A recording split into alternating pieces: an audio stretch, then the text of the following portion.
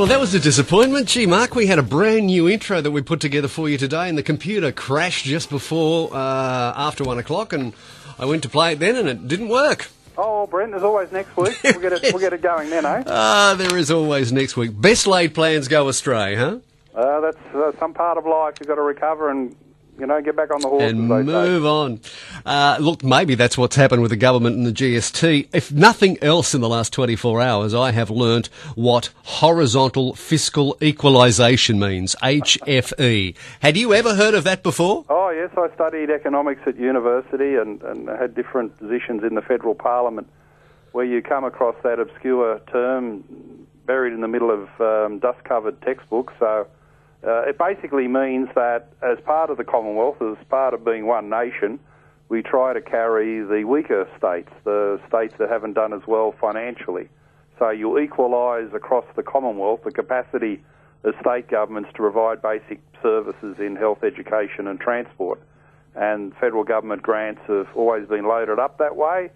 I think economists make a valid point. Sometimes you're carrying states that haven't done much to help themselves, like South Australia, where they've had very flawed economic strategies for a long period of time, and we're subsidising their failures, the big states of New South Wales and Victoria. But the general idea is to equalise service delivery capacity across the Commonwealth, and today there's a new formula that will be implemented over the next 8 years in GST distribution to make that process a little bit fairer to the big states, the successful states of New South Wales, Victoria, and also WA, which has effectively been ripped off for a fair period of time. So do you see this as a good or a bad move? Well, I think it's a good move. You look at the circumstances of WA, they were getting 30 cents in the dollar for every dollar that their taxpayers contributed to the GST. So 30 cents for every dollar of their population is not a fair deal when obviously $1 back for every dollar contributed would be the fair arrangements, and people in WA, also New South Wales and Victoria, have been subsidising the weaker states of South Australia and Tasmania. So that couldn't go on to that extent. There'll always be some cross-subsidy, but it couldn't go on to the extent where, WA getting back 30 cents in the dollar. And they're now phasing in over the next 8 years, a situation where every state will get a minimum of 75 cents in the dollar. That advantages New South Wales in particular. Over what is a lengthy period of time. It's not going to happen tomorrow.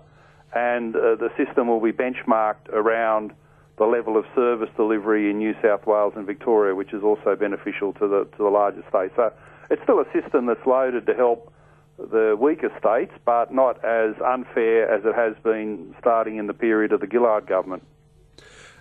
Do you think this means that, there was lots of talk, and there has been talk, but not in recent times, it's gone quite on an increase in the GST from, 10 to 15% or from 10 to 12.5%. Do you think that's still possibly on the cards as well as this move?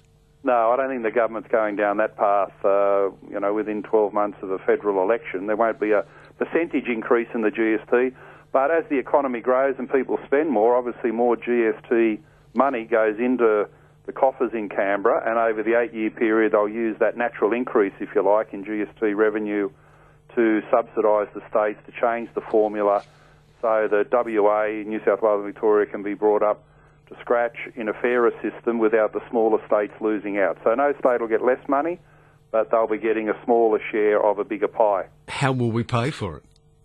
Well, we're paying for it every time you go to the shops, and over the next 8 years, obviously the Australian economy grows somewhere between 2 and 4% every year.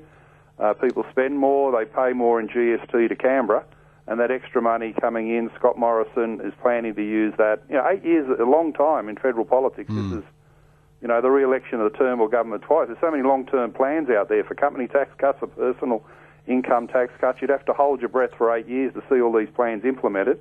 But as the money comes into Canberra through GST, it'll be growing the pie, and there'll be a different carve-up so that it's not as unfair on the bigger, more successful states.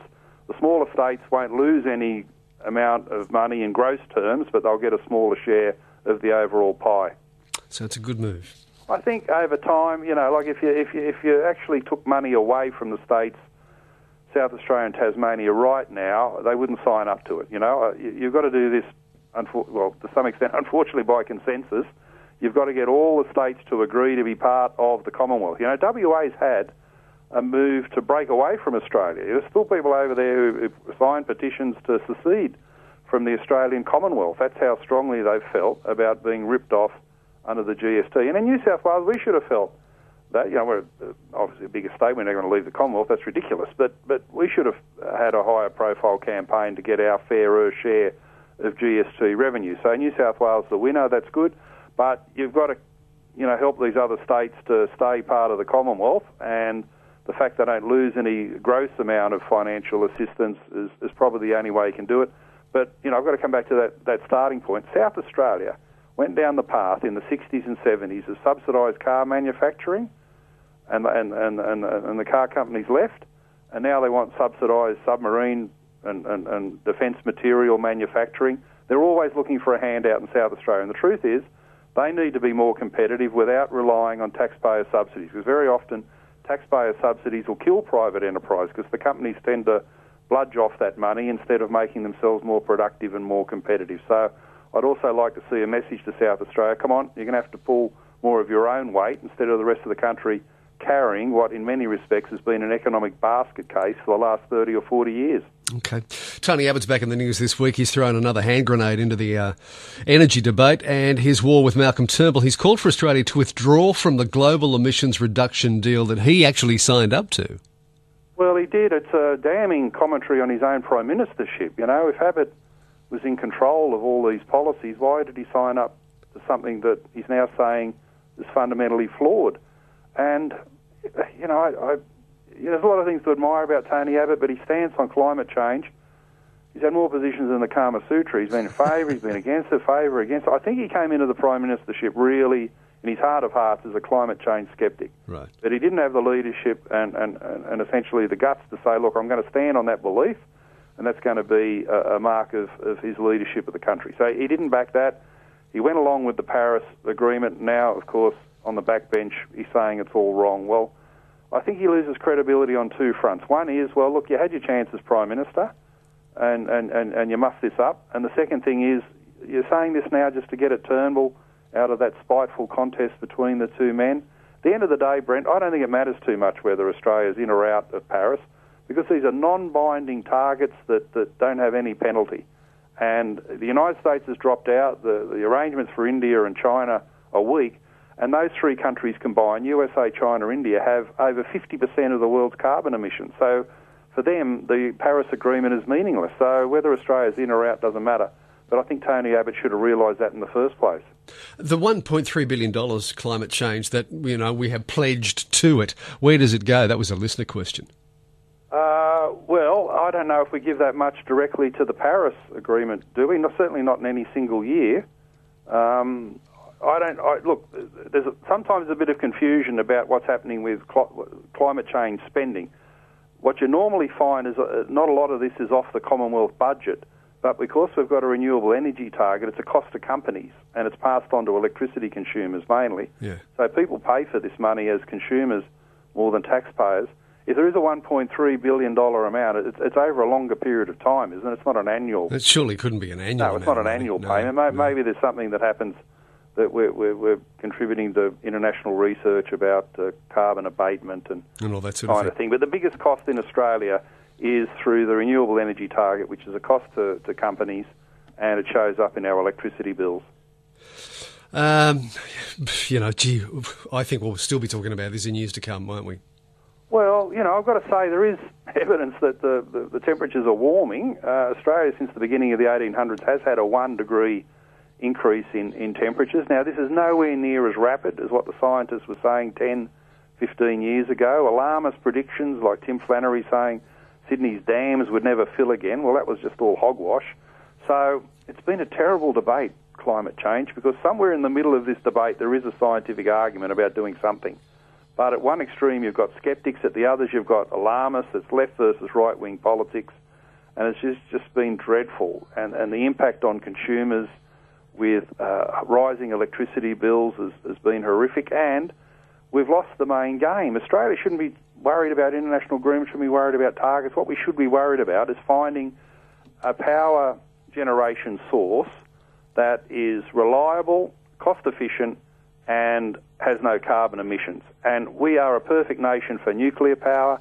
We export uranium to other countries that produce their electricity using our uranium. Why don't we do it for ourselves? You know, I'd rather Tony Abbott made a speech about the need for Australia at long last to no longer ban nuclear power, but actually rely on that as a source of power that, complemented by coal and renewables, will mean that we never have this problem of insecure electricity supply. We never have the threat of blackouts. We have so much power that the prices will come down, and also you can say the carbon emissions will come down. Australia should be a global energy superpower. Instead, we're a global energy laughingstock, which is a tragedy. It is, isn't it?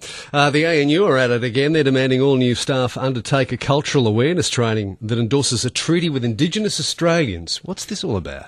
Well, we've had this debate about the Australian National University. They rejected the Ramsay Centre for Western Civilisation, which sounds ridiculous. What sort of university would refuse money and scholarships for Western civilisation, the basis of our culture?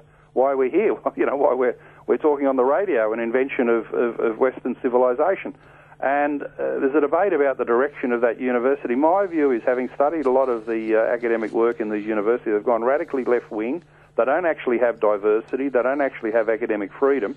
And now the staff at ANU are expected to undertake a course where they've got to tick the box to say they're supportive of a treaty with Indigenous Australians without considering all the arguments as to why it's not necessary or not appropriate. So I just think this is indoctrination in the university system, where instead of free academic inquiry and debate about important issues like an Indigenous treaty, they're all being corralled into one point of view, and I just think it's a very bad sign for the future of higher education in this country.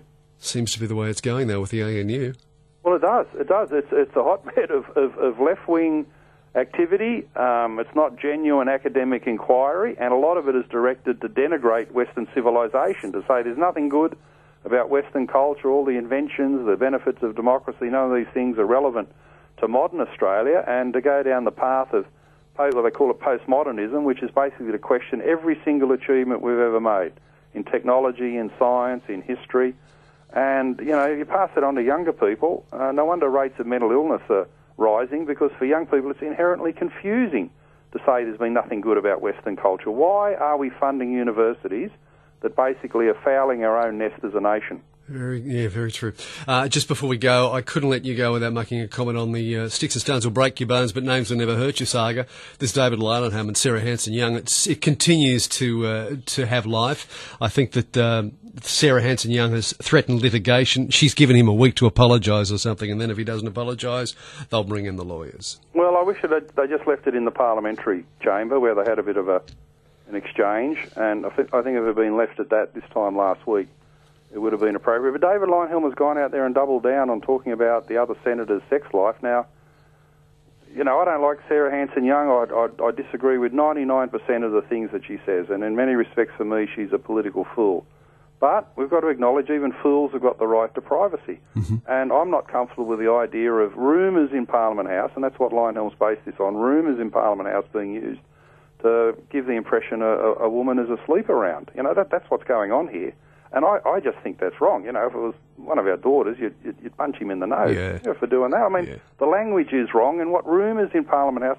Brent, I can assure you, every single significant person in Parliament House has got a dozen rumours about their sex life. Right. And that in itself is a bad commentary on the hothouse environment of Parliament House. Don't go giving those public credence. And I know a lot of people don't like Sarah Hanson-Young. I don't like Sarah Hanson-Young. But I think we've got to draw the line in politics at this kind of talk. And you know, David Leyonhjelm is a Liberal Democrat, and our slogan is keep government out of the bedroom. Well, you know, governments can get out of the bedroom, but Leyonhjelm's in there commentating on how many times Sarah Hanson-Young has it off in the bedroom, and it's just fundamentally wrong. It is, and he's won himself no fans, that's for sure. Well, you know, all the issues we talked about earlier on energy policy and the GST, what's happening in our universities, isn't that much more important than a yes, it is. Senator trying to get into the whole bedroom police exercise, slurring Hanson-Young because apparently she likes... I couldn't care less how many times she has sex. You know, I've never thought about it, you know. And I'm sure your average Australian has got no interest in it. So for this to be the level of debate, it's another sad commentary on where the federal parliament has got to. It sure is. As always, a delight to chat with you. Thank you, Mark. Mark Latham's Outsiders is the website you can go to. We'll catch you next week. Okay, thanks, Brent. Go Thanks, the Dragons. Mark. Go the Dragons. Go the Bunnies. Well, they're both going all right. The Bunnies have got the bye. The Dragons have got the Storm tonight, in Melbourne, where we haven't won since 1999. Well, good luck. So there's a hoodoo. Okay. See you, mate. See ya. Bye-bye.